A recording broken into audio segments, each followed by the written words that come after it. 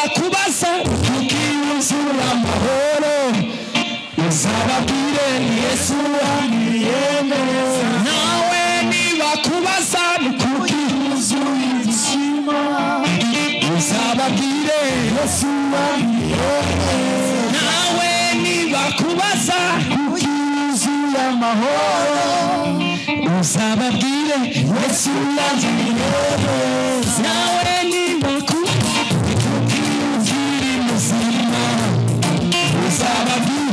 Negeje munsi y'igicaniro cya repentance nibakubaza ukiri uzababwire afise amasengesho bansengera. Nibakubaza reka wubatse inzu ute uzababwire ninyegeje munsi y'igicaniro cya repentance. Nibakubaza wageze aho hantu gute uzababwire Show me nibakubaza reka wateye intambwe uzababwire amasengesho y'umuganira. Nibakubaza kuki wabara neza misi yose uzababwire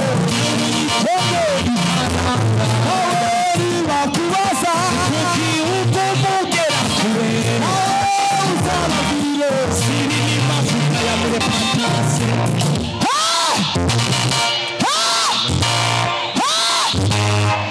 Imana yo mwijuru iguhindurira nibakubaza ngo wowe ubigenza gute uzabwire ngo siri mu maombi ya repentance. Haleluya, haleluya. Jeni vugira ibyozi Imana nzi ni ya repentance. Nibisigura ko abandi badafise Imana, ariko vuga iyo mbona kubera kino vuga iyo ntabona. Vuga Imana mbona ikora, vuga Imana mbona ihindura amateka, vuga Imana ibona iduza abantu ihereza abantu amavuta, vuga Imana y'intumwa y'Imana yadupresence tukayimenya.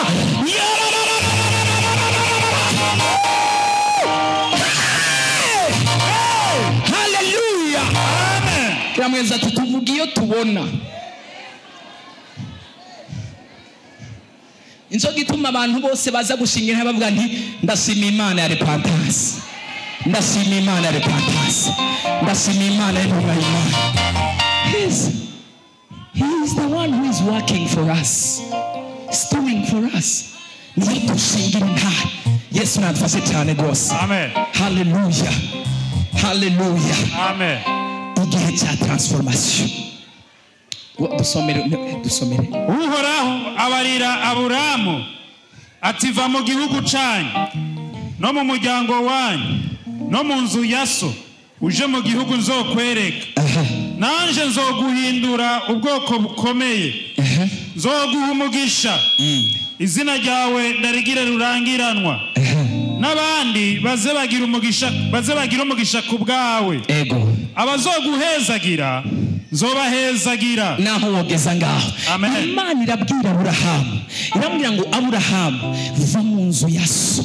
Kwa so hari ibigirwamana, kwa so nibasenga, kwa so izina ryanje ntirivugwayo, kwa so amateka yanje ntago azwiyo. Hari igihe ko ndaguhindurira igihe. Imana igomba kuguhindurira igihe itangwa kukubwira ibyo uvavanura nabyo n'ibyo wirinda n'abo wirinda, kubera iyo niba yarateguye map na agenda na kalendriye yaho igomba kugutwara ikakubwira ngo va muri izo mboregwa, va muri ayo majambo, va muri urwo rusaku, va muri izo nzoga, va muri urwo busambanyi, genda aho nzogira gute nzokwereka. Imana ntirikiramuhereza direction, Imana ntirikiramutumbereza. Va genda aho nzokwereka, va mu byaha genda aho nzokwereka, va muri ibyo genda aho nzokwereka. Imana yo mu ijuru imutumbereze mu kibanza cy'umugisha mu izina rya Yesu. ushobora kuba waravuye mu isi, ushobora kuba waravuye mu byaha, ariko kwihana kwihana no gutungana ntibihagije. Nico gituma Yesu yabwiye Petero hamwe nukiri ngaha mu isi nzoguha 100% bihwanye n'ibikorwa uri kurankorera. 100% mu butunzi, mu kwambara neza, mu kugura imodoka, mu kubaka inzu, mu kuronka akazi, mu gukora ibyawe. Imana iguhe 100% mu izina rya Yesu. Imana iguhe 100% yakubikiye. Ntabwo uzogira agakiza gusa n'amavuta n'umuriro muhemu yera. Imana iguhe 100%. Igisumba izoguhereza byiza mu izina rya Yesu. Abizera barihe dutere haleluya. Sawa. Ikindi naco igihe cyo guhindurirwa ibihe n'Imana is the season of transformation of God. Cyo guhindurirwa ibihe n'Imana n'igihe cyo kubona ubushobozi budashobora guhagarikwa n'ikintu cyari cyo cyose. Apana umuroza kwiyumvira ijoro rimwe ngo acerara kwishe. Apana umupfumo agutega imitego ngo acerara kwishe. Imana yahisemo kuguhindurira ibihe. Abatega imitego barayitega mu ijoro, mu gitondo kabandanya. Kubera ibihe by'Imana byaje ku buzima bwawe, biravuga ngo ugurura ntihagire ugara, ugara ntihagire ugurura. Ibihe by'Imana byahindutse ku buzima bwawe is the season of unstoppable power and movement. N'ubushobozi bwo n'igihe cyo kudahagarikwa n'ikintu na kimwe. Nimba hari ikintu kiriko kiraguhagarika, sinzi nimba ari byo mu miryango iwanyu, sinzi nimba hari uri kurwanya mu kazi, sinzi intambara uri kurahura nazo, sinzi amagerageza uri kuracamwo, ariko nagira ndakuremeshe Imana yo mu ijuru iri kiravugana nawe kano kanya. Hari ibihije kuguhindurira. Kubw'izo mpamvu nta murozi, nta mudayimoni, nta muhemu mbi, nta dayimoni iri buze gushobora kuguhagarika. Naho byasamiye kukumira birafata ubusa mu izina rya Yesu Kristo. Mbwirira abantu batatu ngo igihe cyo guhindurirwa ibihe n'Imana n'igihe cyo kudahagarikwa n'ikibonetse icyo ari cyo cyose. Abantu ntago babivuze, ntago babivuze, cyangwa nta bintu biriko birabahagarika mufise. Mwebwe mumeze neza, nta ngorane mufise. Aha anyu urugendo rwanyu ruragoroye ni sawa. Nta ngwara ziriko zirabaryamika mu gitanda, nta barozi bariko barabatega imitego, nta batobiya n'abasani barati bariko barabarega hariya, nta bantu mufise bariko barabavuga nabi, nta bantu mufise bariko baracafuza izina ryayo, nta bantu mufise bariko barabahagarika, nta bantu. Paulo wenyene, the prince of the New Testament, yanditse ibitabo bitagira uko bingana mu isezerano bishasha. Yaravuze ngo kuko n'urugi rukomeye ariko abagwanizi bakaba benshi. Paulo nyene yarafise amavuta menshi, yaragize abagwanizi bamubuza kugira ngo ashobore kugera ku muhamagaro wiwe. Singaho honyene, yaravuze no kuri ba Alexandre. Haravuga ngo Alexandriyo yankoreye ibibi byinshi, yanyugariye imiryango myinshi, yatumye ntageraho nategerezwa kugera. Agenda mwugarira imiryango, agenda mufrena. Siwe wenyene, na Yesu Kristo hari aho yaje kuvuga ubutumwa, abafarisayo bakamufrena, bakamubuza, bakamuinterruptinga, bakamubuza, bakamuhungabanya. Ariko nagira ndakubwire, naho bamuhagarika yarashyize ku ntumbero yiwe. Kandi turi mu mwaka wo gushika ku ntumbero. Ikintu cyose Satani yari yahagurukisha mu buzima bwawe cyo kuguhagarika, nimba hari ibihurimwo, ndafise itangazo, ndafise itangazo. Abana ba Repentance sinzi ko bariko baranyumva we. Itangazo, ndafise itangazo nahawe n'ijuru, ndafise itangazo ijuru ryavuganye nanje. Abari mu bihe bigoye, abarushe n'abaremerewe, nyene amahoro, umwami w'amahoro araje guhindura ibihe. Tera haleluya. Niwite ku buremere bw'ibihe uri kuracamwo, niwite ku gutabona iri kurabona iri kuraza, niwite ku musonga ukuremereye, niwite kuri ubwo buribwe, ntiwite ku majambo menshi bariko barakuvuga, ntiwite ko abantu bagutaye, ntiwite yuko abakomere kukurihira inzu bakuretse, ntiwite yuko abari barakubwiye ngo no mu bihe bigoye tuzobana nawe, tuzokuvugira. Erega na Yesu barabimubwiye, ariko nk'uko yabivuze, iyo igihe cyo guhindurirwa amateka kigeze, nta kintu na kimwe kibonetse icyo ari cyo cyose gishobora guhagarika umuntu. Nagira ndakubarire kuri uyu mugoroba, kuri uyu munsi, igihe cyo guhindura ibihe cyageze. Yesu ko yageze ku ntumbero yiwe, nawe utegereza kugera ku ntumbero yawe, nawe utegereza kugera aho Imana yaguteguriye, nawe utegereza kwinjira mu masezerano yawe. Bizera bariho batere haleluya. Naho bariko baragufena, utegereza kubandanya mu izina rya Yesu. Naho bariko barakuvuga nabi, utegereza kubandanya mu izina rya Yesu. Naho utambuka bariko baranyikwa, bariko bararibwa, bumva ikintu kikirungurira ku mutima, komeza uberegwe, komeza wambare neza, komeza utware umuduga mwiza, komeza ugure n'ibindi nzu, komeza urire indege, Imana igushyire mu kindi kibanza, Imana ikuguze. Iyo yuguriye ntawe ushobora kugara. Uwo wahaye ijambo Mana we, uwo wahaye ijambo Mana ararigira. Uwo wahaye ijambo Mana we, uwo wahaye ijambo Mana ararigira. Uwo wahaye ijambo Mana we, uwo wahaye ijambo Mana ararigira. Umugore wahaye ijambo Mana ararigira.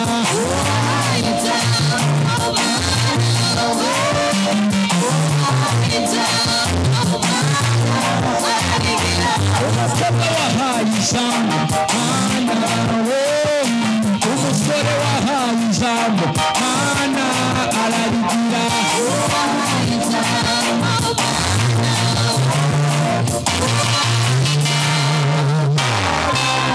Imana iguhereza ijambo utarufise ijambo mu izina rya Yesu. Imana iguhereza ijambo mu izina rya Yesu. Bazokugwanya ariko ntibazokunesha, kubera uzoba uri mu gihe cy'Imana mu izina rya Yesu. Waragwanya igihe kirekire uraneshwa, wararondeye igihe kirekire urabura, ariko bazokugwanya ariko ntibazokunesha kubera wahawe ijambo n'Imana. Abizera dutere haleluya. Aha, ikindi ngomba mvuge, igihe cyo guhindura ibihe n'Imana ni igihe cyo gukura amabariyeri. Haleluya, haleluya, haleluya. Ni igihe cyo kwimurwa kw'amabariyeri. Is the season of being removed of some barriers.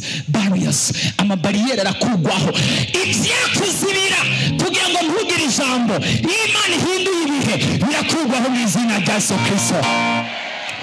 Ibyakuzibira kugira ngo ntugire amavuta, aya mabariyeri arakugwaho mu izina rya Yesu Kristo. Ibyakuzibira kugira ngo ntutere intambwe, aya mabariyeri arakugwaho mu izina rya Yesu. Hariya mabariyeri Imana izo gukuraho yari yarazibiye abantu, amabariyeri y'ibyaha, amabariyeri ya karande, amabariyeri y'inyatsi, amabariyeri y'ibyago, amabariyeri y'indwara. Haleluya. Amabariyeri arakugwaho. Yesu nadufashe cyane. Haleluya. Igihe cyo guhindura ibihe n'Imana. Imana guhindura ibihe. Hari abantu Imana izo guhindura ibihe, hari abantu Imana igomba guhindura ibihe. Yesu nadufashe cyane rwose. Haleluya. Icya gatandatu nacyo, icya gatanu, igihe cyo guhindura ibihe n'Imana ni igihe cyo kugira itandukaniro. Is the season of making difference, having difference, kugira itandukaniro. Yesu nadufashe cyane rwose. Haleluya. Dusomere muri Yosuwa igice cya 3 ku murongo waho w'indwi. Imana iguhisemo kugira ngo uhindure ibihe, iragutandukanya n'abo mwose ibere rimwe, iragutandukanya n'abo mwiganye kuri etablissement imwe, iragutandukanya n'abagenzi bawe, iragutandukanya n'abari bakuzi n'abakumenye. Dusomere aha maze uhoraho abarira Yosuwa ati uyu munsi ngira ntangure kugukuza imbere y'Abisirayeli bose. Naho wogeza ngaho ukomere Imana amashyi menshi cyane. Hallelujah.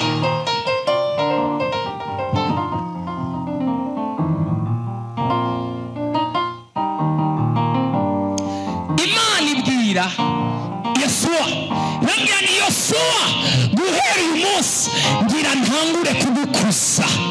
Hariho urudandazwa Imana igomba ikuze iritandukanye n'abandi bantu bahora badandazanya. Abadandaza basivye uyu munsi ntabwo baje gusenga. Abadandaza bari ngango batere haleluya. Hariho business Imana igomba gukuza itandukanye n'izindi business. Imana irabwira Yosuwa ati Yosuwa, guhera uyu munsi ngira ntangure kugukuza. Umviriza, ntabwo uzokwigera uboneka nk'umuntu atandukanye n'abandi, afise icyaruta abandi, mu gihe utafise itandukaniro rigutandukanya nabo. Utegereza kugira amavuta agutandukanya n'abandi bavuga butumwa bose. Utegereza kugira amavuta agutandukanya n'abandi badandaza bose. Utegereza kugira amavuta agutandukanya n'abandi bagore bose. Gushikaho umugabo wawe akuravye avuga ngo abandi barafise abagore ariko jewe sifise umugore, fise umugore hamwe n'ikindi kintu. Imana iguha amavuta ashira itandukaniro. Hallelujah. I have a wife and a half. Fise umugore n'ikindi gice ku ruhande. Imana ifashe cyane bose. Hallelujah. Hari abantu bifuza itandukaniro bari ngaha.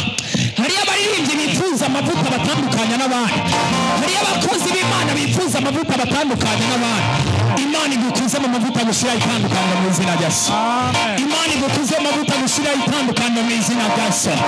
Imana igushire mu mavuta agushira itandukaniro mu bakozi bose mukorana.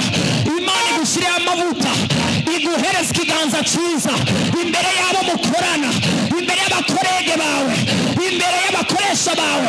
Imana iguhe igikundiro, Imana iguhe kwemerwa imbere y'abakozi b'Imana. Esteri yagize amavuta musirira itandukaniro. Haleluya. Umwana yiyambariye shimwa Yesu hariya, mugabo afise amavuta ashiraho itandukaniro. Amavuta ibihe by'Imana bigeze bimushingurusha. Umwana yiviriye hariya ruguru ni imfuvye, ntagira se wo kumuvuga neza, ntagira ababi wabo bamuvugire CV bavuge ngo se afise ama etage, afise amazu, yarubatse ibinini. Mugabo aho akomoka barazi kugira gute gusenga. Aragenda abandi basigara ku mavi, basigara bararema amavuta y'itandukaniro. Nana muhe kwemerwa mu ishusho nziza, mu igikundiro, muhe kwemerwa. Hallelujah. Hallelujah. Hari abantu bifuza amavuta y'itandukaniro bari ngaha. Umva, ni wambera nk'abandi bantu abari bo bose, nimba hari ikintu kimenyera gusumba abandi nikiremwa muntu. Abantu baramenyera biteye ubwoba. Nimba ushaka kuguma uko wari umeze mu myaka iheze, bazoza bagucako nk'abatakuzi ntibakubonye. Ninda kwitayeho, bakeneye ibigezweho. Abantu baguma bafise ihinduka, ariko kandi na Bibiliya ntiyemerera umugororotsi kutagira ihinduka. Biravuga ngo abamwakiriye abamumenye yabahaye ubasha gucika abana b'Imana, kandi aravuga ngo bazorushiriza kugenda biyubura mu nkome zisha. Wowe kuriyubura mu nkome zisha cyane nizo warufise ziriko ziragenda. Imana ngo kwiyubura mu nkome zishasha, ugira itandukanira aho ubaye, ugira itandukanira aho ukorera, ugira itandukanira aho wicaye, mu bagenzi bawe ugira itandukaniro. Ibiganiro byawe, you cannot make difference when you are not difference. Ntabwo ushobora gushyiraho itandukaniro mu gihe utari umuntu atandukanye. Umuntu ashyiraho itandukaniro wenyine ni umuntu ameze ugutandukanye n'uko abandi bameze. Haleluya.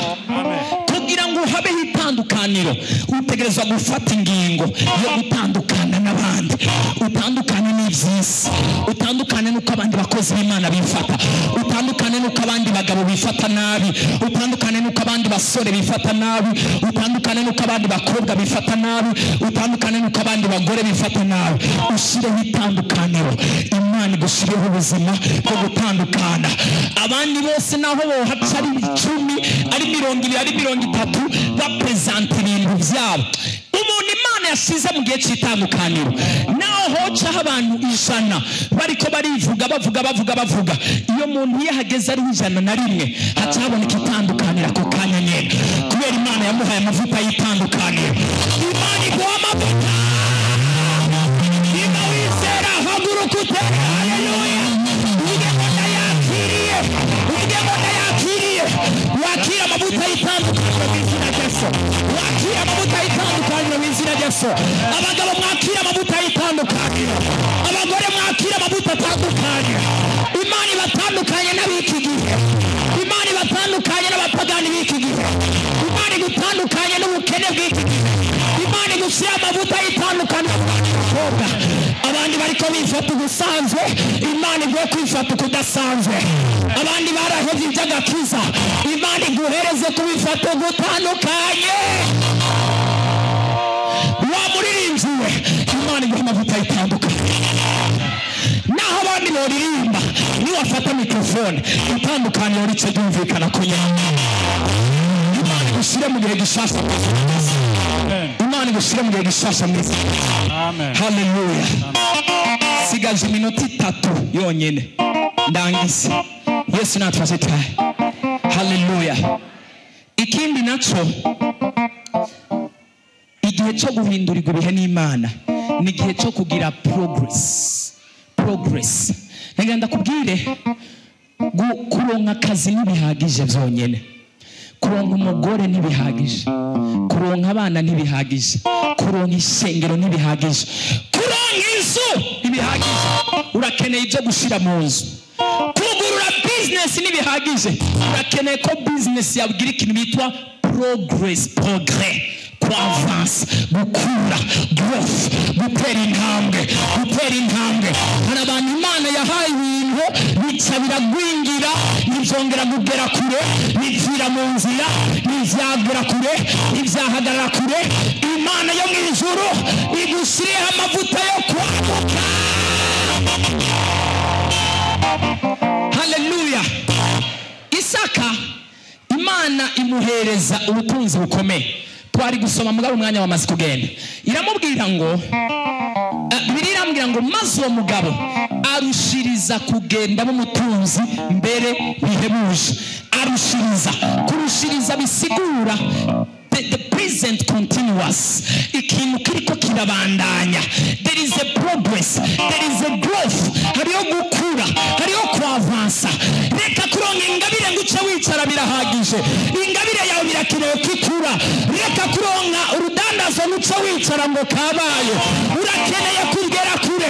Reka kuronka umugore ucuvuga ngo handabihejeje yo, urakeneye cyo kumutunga, urakeneye cyo kugaburira abana, uzokwa mukeneye iterambere. Imana iguhindurira ibihe, Imana iguhindurira mu izina rya Yesu.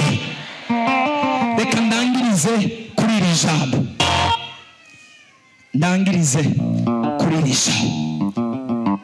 Imana igushireho itandukaniro mu izina rya Yesu.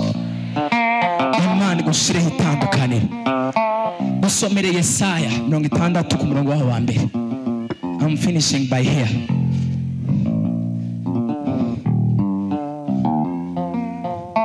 Gerageza kwihuta. Yesaya. Haguruka ukayangane. Fata mugenzi wa muhagurutse. Ni gihe cyo guhindurwa amateka n'Imana. Ni gihe cyo guhindurwa ibihe n'Imana. Haguruka ukayangane.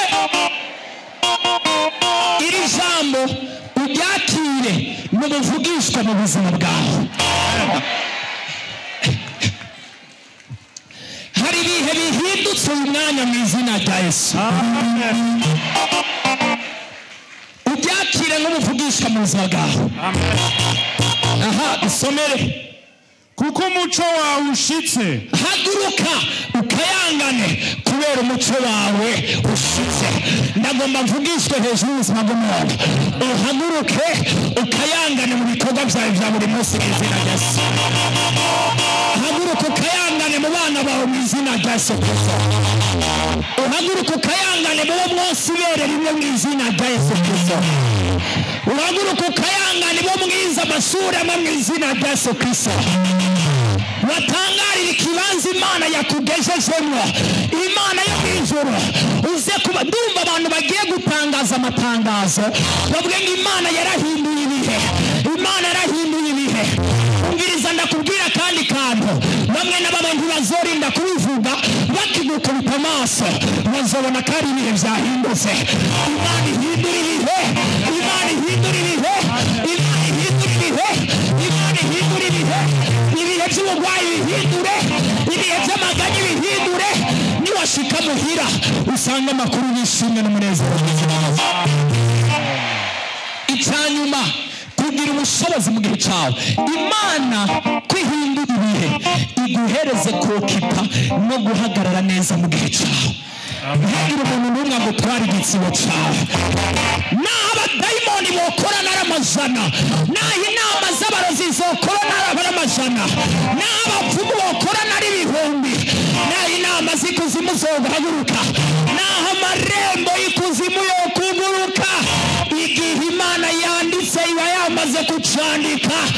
Nta murozi, nta mudayimoni, nta mupfumu ari bushobore guhagarika igihe cyawe. Abizera bariye dutere haleluya. Ugira ubushobozi mu gihe cyawe, ube responsable, ukontrole ibikenewe. Imana iguhagurutse ukayangana mu izina rya Yesu Kristo. Tera haleluya. Sawa, byagira Imana bamugisha.